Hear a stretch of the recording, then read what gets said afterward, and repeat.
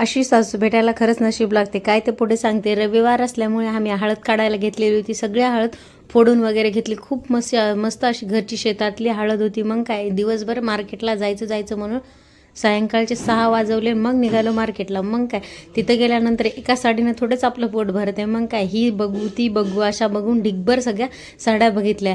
ही छान दिसते का, ती छान दिसते का. तिथं तर काय कळत नव्हतं म्हणून लगेच दुकानदारानेच त्याच्या अंगाला लावून दाखवली की चला बघा मी सांगतो कशी दिसतीये. मग काय थोडंसं स्वीट घेतलं. स्वीट घेतल्यानंतर याला जायचं होतं लगेच घरी. चल मम्मा घरी जायचं, किती वेळ झाला म्हणून.